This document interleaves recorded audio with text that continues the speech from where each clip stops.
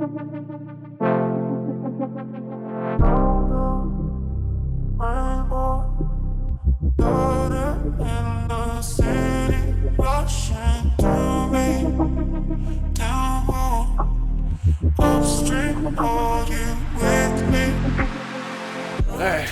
pretty much disassembled.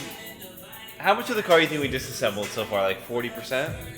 Yeah, that's pretty accurate. Probably 40%, just the dash and steering wheel and carpeting in the interior and then the full body harness.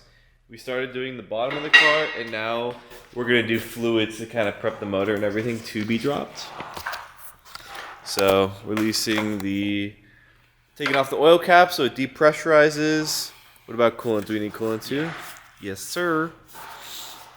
What about blinker fluid? Yep, for sure. Yeah, you can never have too much of that. Honestly, let's just keep it in there. I'd rather not drain that. But yeah, she coming.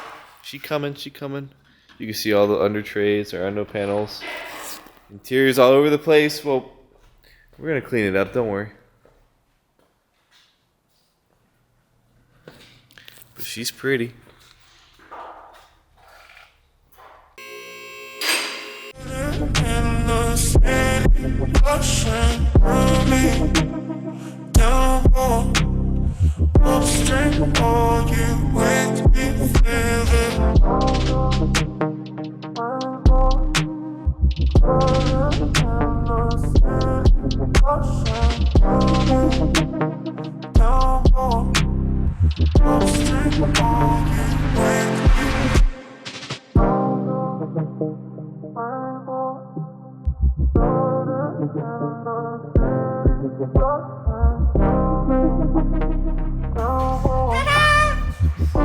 Welcome back.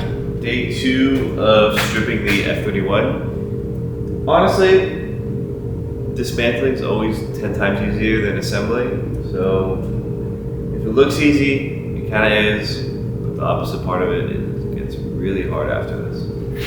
We're going to pull the motor today. We let the AC drain yesterday, or released it because it's super toxic. Don't want to breathe any of that in. Engine coming out today. We're probably going to finish the rest of the interior. There's not much left. And then we're going to pull the wiring harness, pull the rear subframe, front subframe. And then maybe if we have time, we'll try to install the M3 harness. It's pretty much like the only thing that would be left. And then once the M3 harness is in there, we can kind of put the powertrain and the interior back in, which not that fun, but at least on this car it seems easier than the older cars. E46 seems easiest, and then this, and then the E91 is by far the hardest because you have to splice a lot and custom pin a lot. So yeah, that's kind of where we're at. So stay along for the journey.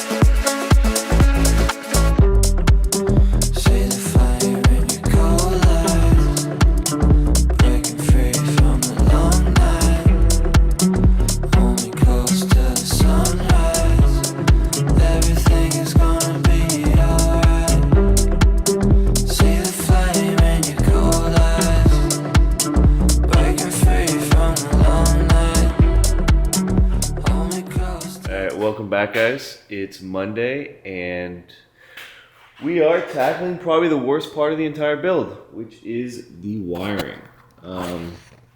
You can see how freaking big this thing is, and this is only from the M3. This is only one car. The Wagon one is still in there, yet to be taken out. So what I'm doing right now is I'm comparing the M3 one to the Wagon one, because the Wagon obviously has a couple different modules than the M3 one has. And there's a couple things that needs to be depinned and rerouted so it can work on the Wagon. For example, Wagon has pana roof, M3 has a carbon roof. So there's a couple things on that panel roof that are wired up on this car that aren't on the M3 harness. So we're pretty much comparing, and for example, like the panel roof, there's a fuse for the actual panel roof right here, and there's another ground that goes to the roof that we're going to de-pin off this harness and add it to this harness. What's funny too is this harness has all the fuses it needs, just half of them aren't even plugged in, and the Wagon fuse box is literally the same, so we have to track all the wires instead of seeing what fuses this one has and what the other one doesn't. So it's more fun, I guess, if you're into that kind of stuff. So yeah, that's kind of where we're at. So it's just so much fun taking apart these connectors. But we got it.